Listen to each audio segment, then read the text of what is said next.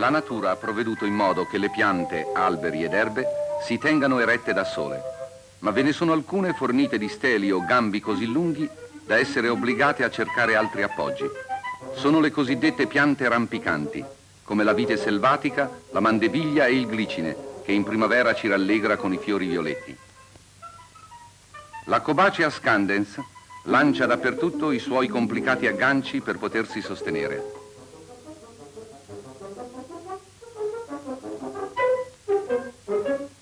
L'Actinidia chinensis viene usata per la copertura dei muri. La più celebre dei rampicanti è l'edera. Essa si protende su qualsiasi parete perpendicolare verso l'aria e la luce. I convolvoli devono il loro nome alla particolare attitudine ad avvolgersi attorno ad altre piante.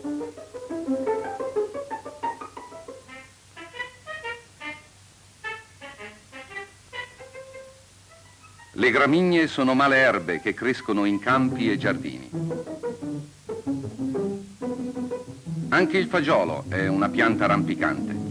Osserviamo il suo sviluppo dalla nascita. Il piccolo germoglio all'inizio può mantenersi eretto da solo, ma appena si allunga il gambo cerca affannosamente un appoggio.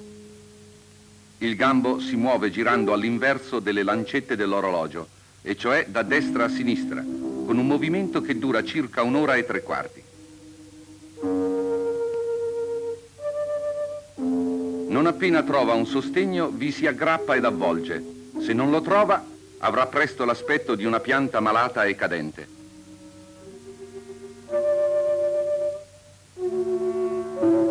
Un esempio tipico di pianta rampicante è il luppolo, con cui si fabbrica la birra. Il suo movimento di ricerca è uguale a quello delle lancette dell'orologio, e cioè da sinistra a destra. Ciò che qui vediamo in pochi secondi, in realtà avviene in molte ore. Sono spostamenti impercettibili all'occhio umano, che soltanto al cinema è consentito afferrare e documentare.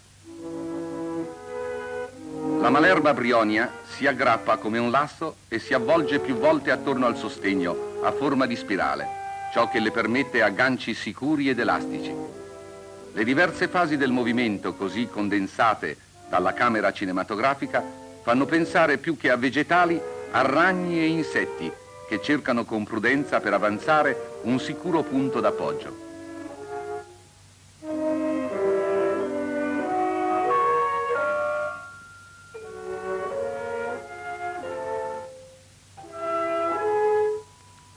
Ogni pianta, a seconda dei mezzi a disposizione, segue un metodo rampicante particolare.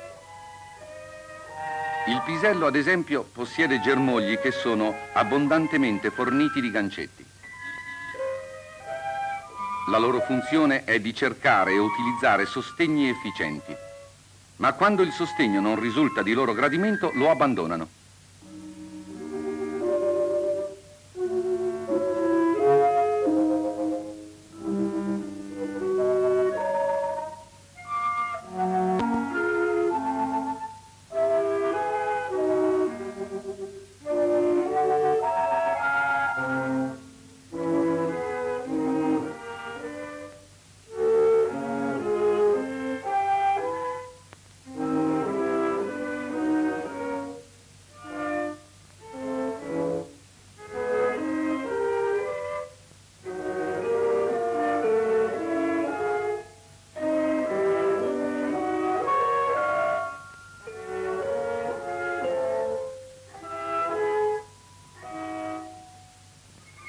Il cosiddetto sonno delle piante fa compiere altri movimenti.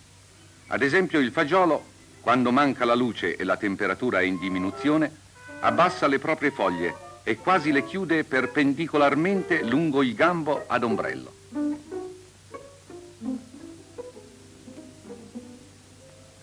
Ma è sufficiente il ritorno della luce più viva perché le foglie reclinate tornino di nuovo ad alzarsi.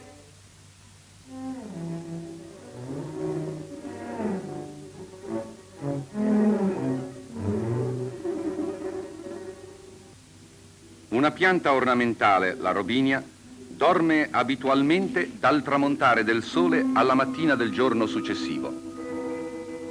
I rami della pianta sono sorpresi dalla camera cinematografica nel momento in cui si addormentano e si risvegliano.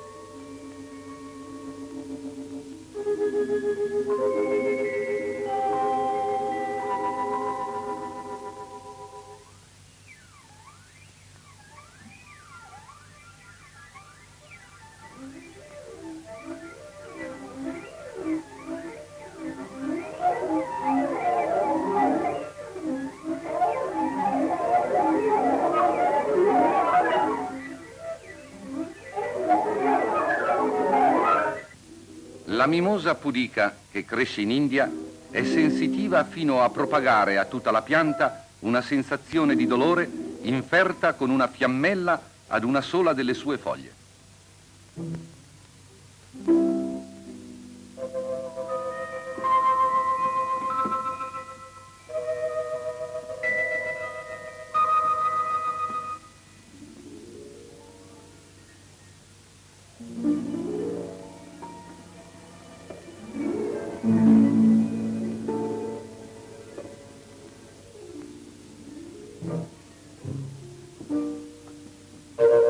Le piante prendono sonno lentamente.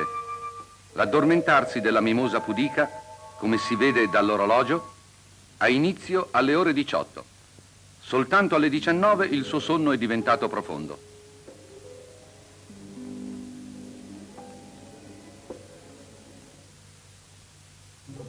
La mimosa dorme fino alle 8 del mattino.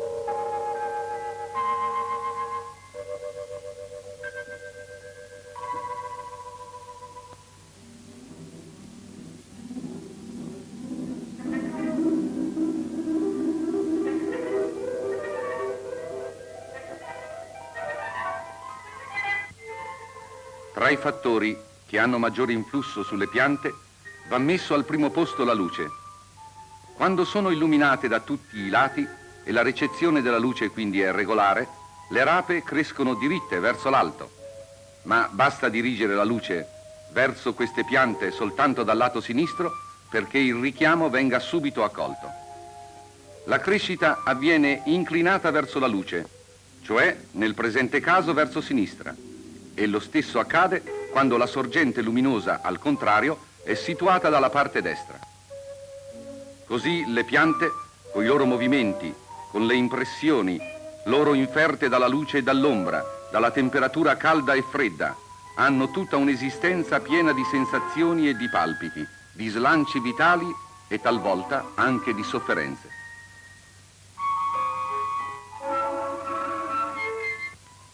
I fiori sono ugualmente sensibili alla luce e al calore. Al levare del sole, i boccioli della barba di becco, con la loro corona di piume, si aprono e si richiudono al pomeriggio.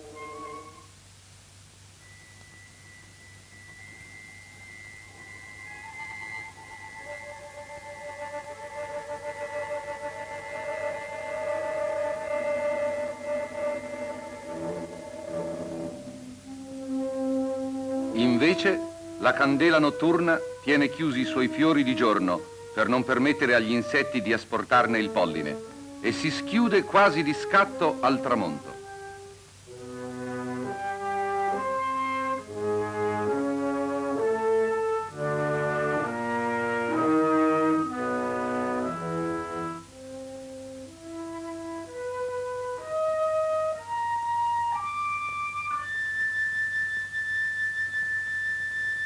Ma i fiori e le piante, nella maggior parte, restano svegli e si nutrono sotto il calore dei raggi solari.